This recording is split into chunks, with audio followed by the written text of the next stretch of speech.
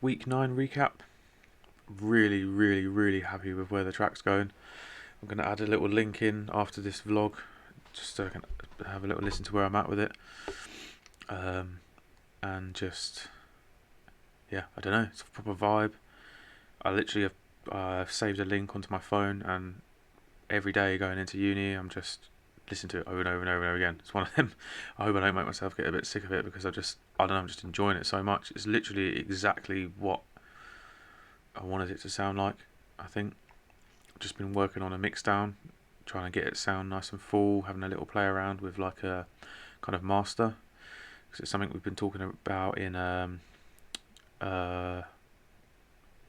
Stu's class and in Jack's class as well, about yeah, just a few little tips. Obviously, I feel like mastering's kind of, everyone has their own way, and it's something that I need to figure out myself. Definitely, it's something I need to do a lot of learning on.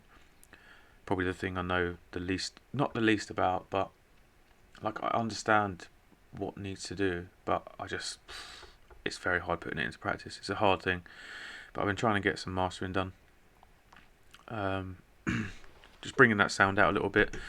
They were suggesting running the track into like a bit of a limiter and a compressor, because to get an idea of what it's going to sound like when it has been mastered, so you're kind of like, you know what's going to sound like. So I've been trying that.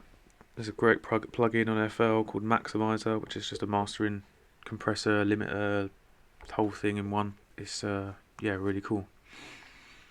And so from Tom's class, he said about this vlog being kind of like going a bit more in depth about what's going on with the track and everything. So basically, it's heavily inspired by a particular track called Sluisham by Need for Mirrors, which I'll also add a link into. It's a 174 BPM tempo. I believe it's in A. The key's A. I don't actually know, because I haven't made it with a key in mind initially. Like I said, I just played some chords, hit some keys, made the track, added some stuff to it, and that's how it sounds, to be honest.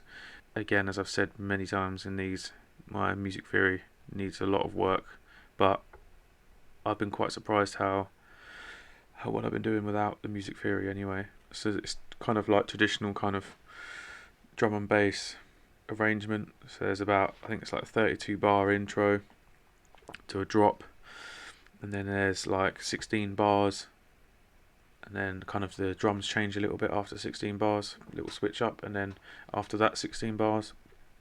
So for that 32, the main sound is kind of the same, whereas the drums change after 16, and then for that next 32, it completely changes, bringing like another big bass, nice switch up, and then again in the middle of that next 32 at the 16, it changes the drums a little bit again, to then a breakdown, 32 bar, and then back into a drop, and a similar thing to the first part.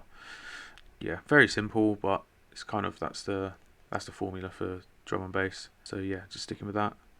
It's in, I think, major scale. The chords are that are being played are just triads. I think it's like, yeah, I don't even know what the chords are off the top of my head, but when I do a breakdown, we'll look into that a lot more.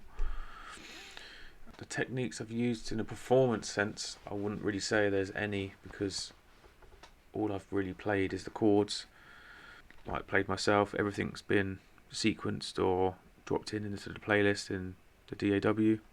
But on the other hand of that, like my production techniques, I feel like there's a lot. So like just little things now, just off the top of my head, is like separating basses into different frequencies and processing them differently to like make them fit in the mix better. Using buses, sends, parallel processing, all sorts of stuff, which again we'll go into much more depth with the breakdown. Yeah, I think that's it for this one. Thanks.